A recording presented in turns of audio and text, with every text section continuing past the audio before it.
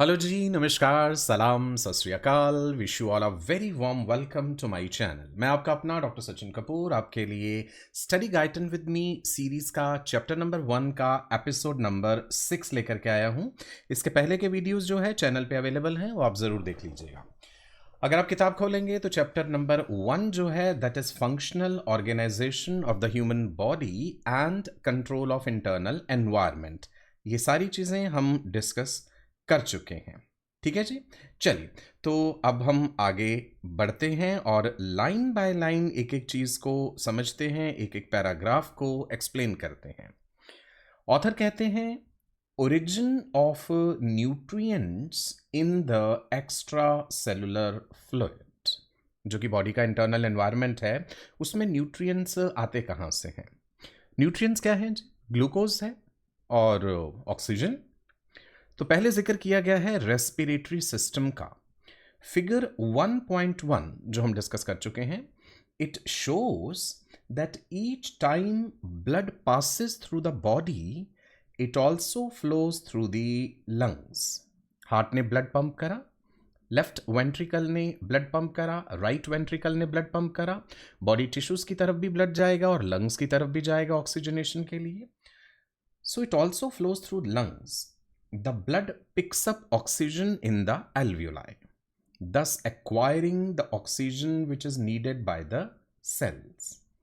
The membrane between the alveoli and the lumen of the pulmonary capillaries, that is alveolar membrane, is very thin, right? It is just 0.4 to 2.0 micrometer in thickness, and oxygen rapidly diffuses by molecular motion through this membrane into the blood.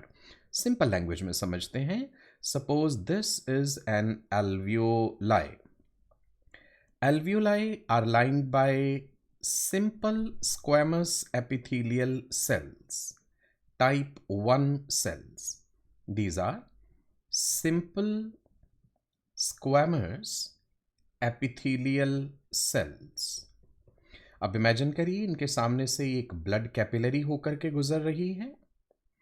Blood capillary की wall के जो अपने cells हैं, they are called,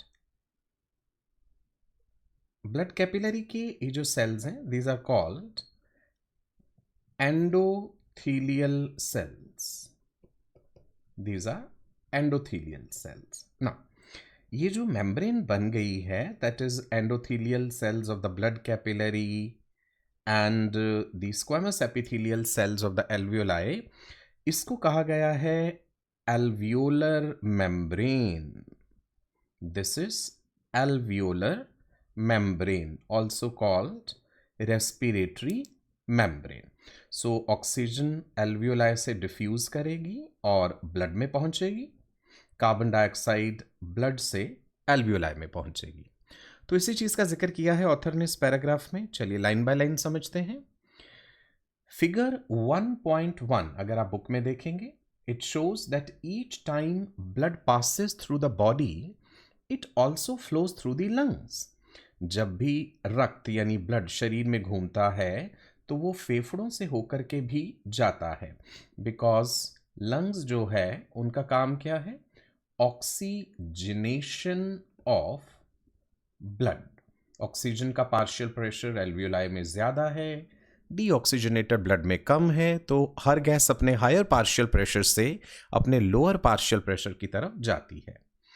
every time the heart pumps blood through out the body, that blood also travels through the lungs, right? आगे बढ़ते हैं। The blood picks up oxygen in the alveoli, तो oxygen को pick कर लेगा और carbon dioxide को वो एल्वियोलाई को दे देगा, thus acquiring the oxygen which is needed by the cells. तो फिर फाइनली ये ऑक्सीजन टिश्यूज तक पहुंचेगी। ब्लड या रक्त जो है एल्वियोलाई से ऑक्सीजन लेता है जो कोशिकाओं को चाहिए, मतलब जो सेल्स को चाहिए। तो हमारे लंग्स में जो छोटे छोटे टाइनी सैक्स हैं जिनको हमने कहा alveoli, they pass oxygen into the blood so that cells can get what they need. like a courier picking up an oxygen package from the alveoli before delivering it to the cells. Next line में alveolar membrane का जिक्र किया गया है, जिसे हमने respiratory membrane भी कहा. The membrane between the alveoli and the lumen of the pulmonary capillaries, that membrane is alveolar membrane, and the thickness of that membrane is 0.4 to 2.0 micrometers. Alveoli और रक्त वाहिकाओं मतलब कैपिलरीज जो हैं के बीच की झिल्ली यानी मेम्ब्रेन बहुत पतली होती है, सिर्फ 0.4 से 2.0 micrometer. The wall between the air sacs and the blood vessels is extremely thin, so oxygen can pass easily. Next line. Oxygen rapidly diffuses by molecular motion through this membrane into the blood. तो याद रखिएगा, simple ये diffusion है. हर gas अपने higher partial pressure से अपने lower partial pressure की तरफ जाती है. सो ऑक्सीजन इस मेम्ब्रेन से होकर के ब्लड में जल्दी से पहुंच जाती है. Oxygen molecules they move naturally and quickly across the thin membrane. इस मेम्ब्रेन को और ज़्यादा डिटेल में डिस्कस करेंगे जब हम रेस्पिरेटरी सिस्टम पढ़ेंगे. ना अब देखते हैं गैस्ट्रोइंटेस्टिनल ट्रैक्ट का कंट्रीब्यूशन क्या है. A large portion of the blood which is pumped by heart also passes through the walls of the gastrointestinal tract, GI tract. Here, different dissolved nutrients like carbohydrates, fatty acids, amino acids, they are absorbed from the ingested food into the extracellular fluid of the blood. जो भी कोई चीज़ हम अपनी diet में खा रहे हैं, suppose हम कार्बोहाइड्रेट्स ले रहे हैं, जो ultimate end product of digestion है कार्बोहाइड्रेट्स का. Once the carbohydrates they undergo digestion, what are the end products? The end products are glucose, fructose, right. जो सिंपल मोनोसेकेराइड्स हैं फाइनली जो हमें मिलेंगे, glucose, fructose, galactose. So these are simple monosaccharide units which are absorbed easily. यही तो purpose है digestion का, to break the complex food into simpler form so that they can be easily absorbed. Proteins जब digest हो जाते हैं तो and products बन जाते हैं एमिनो एसिड्स. ऐसे ही फैट्स जो है एंड प्रोडक्ट हमें क्या दे देंगे? Fatty acids and glycerol. So these are the simple units जो फाइनली एब्जॉर्ब हो जाएंगे जीआई ट्रैक्ट में और वहां से ब्लड में चले जाएंगे और ब्लड उन्हें टिश्यूज तक पहुंचाएगा. राइट, पहले लिवर के पास भी जाएंगे. We'll discuss about hepatic portal system. तो लिवर जो है न्यूट्रिएंट्स को स्टोर कर लेगा और जैसे जैसे ज़रूरत पड़ेगी फिर वो उसे ब्लड में रिलीज करेगा. ऑथर कहते हैं a large portion of the blood is pumped by heart. It also passes through the wall of the GI tract. पाचन तंत्र यानी जो हमारा डाइजेस्टिव सिस्टम है उसकी दीवारों से भी काफ़ी सारा रक्त गुजरता है जो दिल से निकलता है, मतलब जो हार्ट सप्लाई करता है. So after the heart pumps the blood, a significant amount flows through the digestive system wall, like a water pipe that is distributing water to the kitchen. मान लीजिए कि वो डाइजेस्टिव ट्रैक्ट है, to collect the nutrients.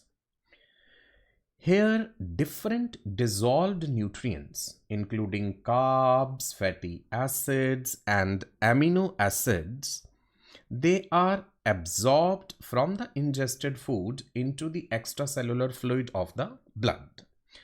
मतलब यहाँ पे खाए गए खाने में से कार्बोहाइड्रेट्स, फैट्स और प्रोटीन्स जैसे पोषक तत्व जो है रक्त में मिल जाते हैं. So nutrients from the food like sugars, fats, proteins are taken up into the blood's extracellular fluid during digestion.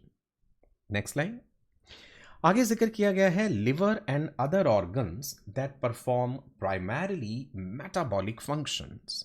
Liver is the main metabolic factory of the body, it is the largest gland of the body. Author कहते हैं not all substances absorbed from the GI tract can be used in their absorbed form by the cells. तो liver उन्हें किसी और रूप में बदलता है।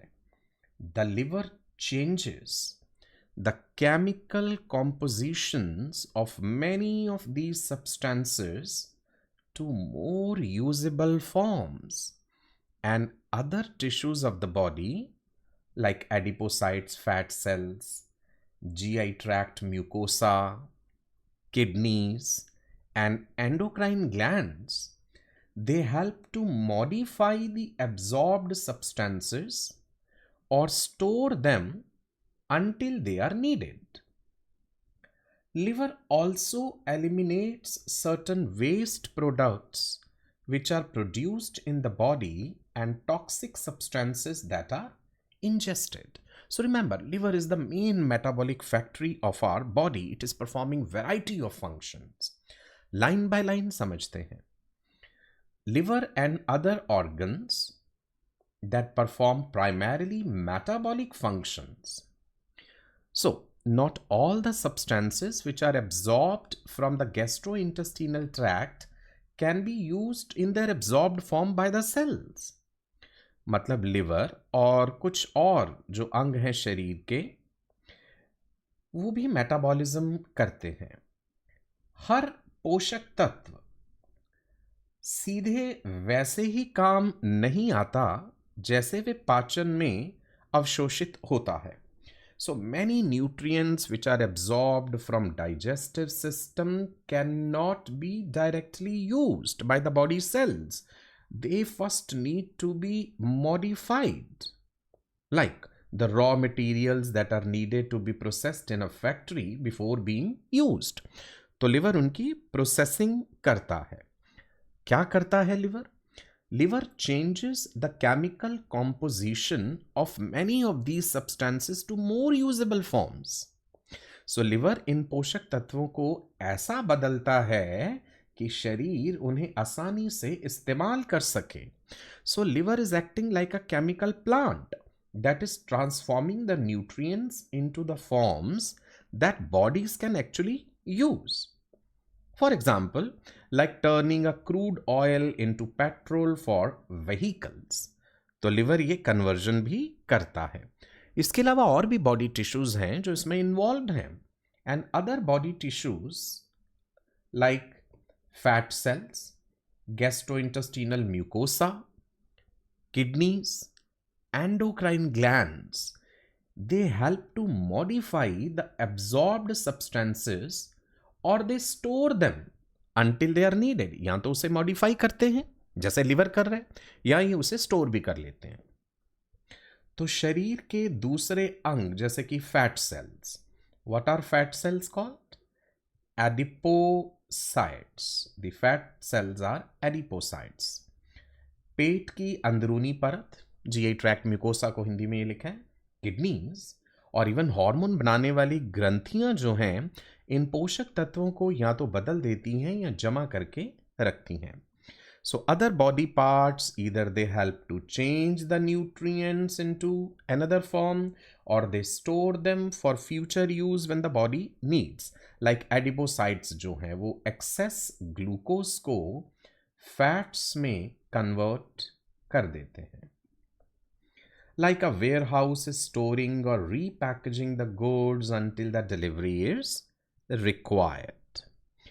Liver also eliminates certain waste products. Urea भी तो लिवर में ही बनता है. The waste products which are produced in the body and even the toxic substances that are ingested. अगर कोई toxins ingest कर लिए हैं तो लिवर उन्हें भी ब्रेक डाउन करेगा, मेटाबोलाइज करेगा, एलिमिनेट करेगा. लिवर शरीर के अंदर बनने वाले कुछ जहरीले और बेकार पदार्थों को बाहर निकालता है.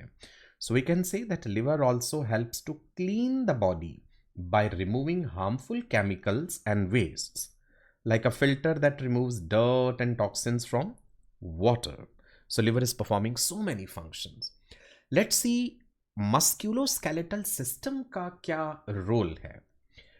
How does the musculoskeletal system contribute to homeostasis, that is maintenance of that nearly constant environment?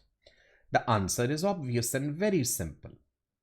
Were it not for the muscles, यदि muscles नहीं होते, the body could not move to obtain the food required for nutrition.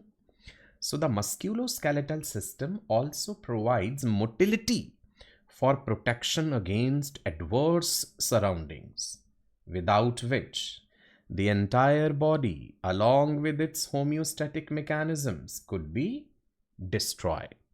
तो बड़ी ही खूबसूरती से musculoskeletal system का contribution बताया गया है. सो पहली लाइन जो हमने देखी, that how does the musculoskeletal system contribute to homeostasis? The answer is obvious and simple.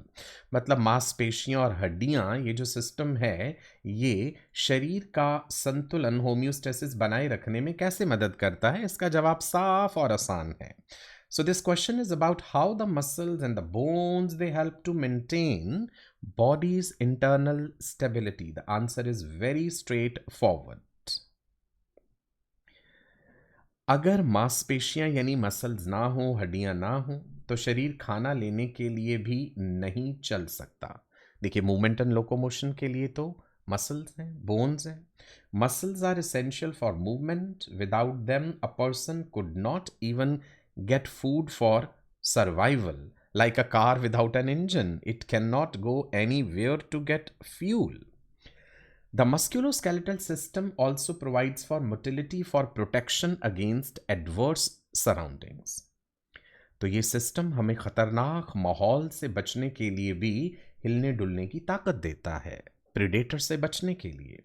So the system helps you to move away from the danger or the harmful conditions to protect your body, like running away from fire or jumping aside from a falling object, without which the entire body along with its homeostatic mechanisms could be destroyed. तो अगर यह system ना हो तो शरीर और उसका संतुलन दोनों ही खत्म हो सकते हैं. Without this system, the body will not survive harsh situations and the internal balance will collapse. आज के एपिसोड में इतना ही. I hope you have enjoyed the session. और आप मेरा वेबसाइट एक्सप्लोर कर सकते हैं MBBS से रिलेटेड अलग अलग कोर्सेज के लिए. इंस्टाग्राम पे आप मुझे फॉलो कर सकते हैं, टेलीग्राम पे भी आप मेरे साथ जुड़ सकते हैं. ये व्हाट्सएप नंबर है जिस पे आप मुझे मैसेज कर सकते हैं अगर आपकी कोई भी क्वेरी है. ये मेरा एंड्रॉयड ऐप है जो आप गूगल प्ले स्टोर से इंस्टॉल कर सकते हैं. मेरे ही नाम से है, डॉक्टर सचिन कपूर.